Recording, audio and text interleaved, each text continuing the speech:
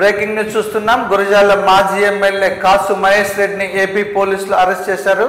నల్గొండ జిల్లా మిర్యాలగూడలో గురజాల మాజీ ఎమ్మెల్యే కాసు మహేష్ రెడ్డిని అరెస్ట్ చేశారు. ఈ సందర్భంగా ఆయన మాట్లాడుతూ ఆంధ్ర రాష్ట్రంలో దారుణమైన పరిస్థితులు నెలకొన్నాయని విమర్శించారు. పక్క రాష్ట్రాలకు వచ్చి కూడా పోలీసులు ప్రతిపక్షాల గొంతు నొక్కుతున్నారని ఆయన మండిపడ్డారు. ప్రజలు తమ నిరసనను అర్థం చేసుకోవాలని ఆయన కోరారు. ఆంధ్ర రాష్ట్రంలో ఇంత దారుణమైన పరిస్థితి బహుశా గతంలో ఎప్పుడు చూడలేదు.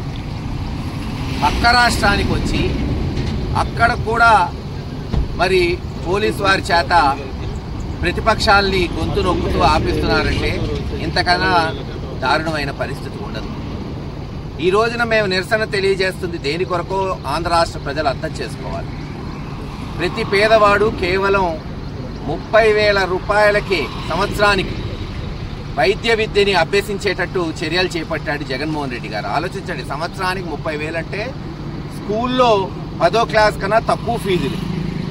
కానీ చంద్రబాబు నాయుడు గారు ఈ రోజున సంపద సృష్టిస్తానని చెప్పి ఎలక్షన్స్ ముందు, ఈరోజు ఎలక్షన్స్ అయి గెలిచిన తర్వాత జగన్మోహన్ రెడ్డి గారు సుమారు 10-15 వేల కోట్ల సంపద సృష్టిస్తున్న మెడికల్ కాలేజెస్ని అప్పనంగా అమ్ముకోబోతున్నాడు.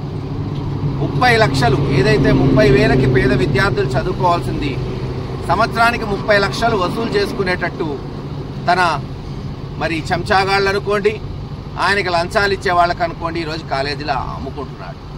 దానికి నిరసన ఈరోజు ప్రతిపక్ష పార్టీ జగన్మోహన్ రెడ్డి గారి నాయకత్వంలో మేమందరం కూడా నిరసన తెలియజేయాలని అనేక మంది నాయకులు పల్నాడు జిల్లాలో అందరూ కూడా పల్నాడుకే మరిహారమైన పిడుగురాళ్ల మెడికల్ కాలేజ్ దగ్గర దాదాపు 70% కాలేజ్ పూర్తయింది, 90% హాస్పిటల్ పూర్తయింది. సంవత్సరం క్రితమే 100 పడకల హాస్పిటల్ మొదలు పెట్టగలిగింది, ఈరోజు ఆపేశారు. అక్కడ నిరసన తెలియజేయాలంటే సరే ఒక్కొక్కరు ఒక్కొక్క దిక్కు నుంచి వస్తున్నాం. మేమేమో తెలంగాణ నుంచి పోదామని ప్రయత్నిస్తుంటే తెలంగాణలో కల్లా వచ్చి పక్క రాష్ట్రం కల్లా వచ్చి పోలీసులు ఈరోజు ఆపుతున్నారు. పాపం వాళ్ళని చూస్తే కూడా జాలేస్తుంది. ఎందుకంటే వాళ్ళ పిల్లలు కూడా 30,000కే చదువుకునే అవకాశం ఇది వచ్చే భవిష్యత్ తరాలు. వాళ్ళు కూడా అంటున్నారు, మా కర్మ సార్ ఏం చేస్తాం, మా పిల్లల భవిష్యత్ కొరకు మీరు పోరాడుతుంటే మిమ్మల్ని ఆపాల్సి వస్తుంది, అరెస్ట్ చేయాల్సి వస్తుంది అని.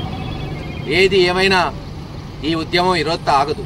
ఒక రోజు ఆపుతారు, 2 రోజులు ఆపుతారు, ఎల్లకాలం మీదికి తాగదు కదా. తప్పకుండా ఈ ఉద్యమాన్ని జగన్మోహన్ రెడ్డి గారి నాయకత్వంలో ముందుకు తీసుకెళ్తాం. త్వరలో నేను ఒకటే చెప్తున్నా, ఈ రాష్ట్రంలో ఉన్న వైఎస్ఆర్సీపీ నాయకులకి, కార్యకర్తలకి, ప్రజా సంఘాలకి, జర్నలిస్టులకి, వక్తలకి, అన్ని పార్టీల వారికి ఎవరెవరైతే ఈ మెడికల్ కాలేజ్ అమ్మకాలను వ్యతిరేకిస్తున్నారో ఒక సెల్ఫీ ఛాలెంజ్ మొదలు పెడదాం. ప్రతి ఒక్కళ్ళం హాస్పిటల్ దగ్గరికి పోయి ఒక ఫోటో తీసుకొని down down Chandrababu Naidu, save medical college, ఎందుకంటే ఇది ప్రజల ఆస్తి. ఆ నినాదంతో మనం ముందుకు పోగలితే ఈ రోజున ఒక 1000 మందిని అరెస్ట్ చేయగలుగుతారు, 10,000 మందిని అరెస్ట్ చేయగలుగుతారు. లక్షల మందిని అరెస్ట్ చేయడానికి జైళ్లు కూడా సరిపోవు. గుర్తుపెట్టుకోండి, కొత్త మాధ్యమాలు వచ్చినాయి.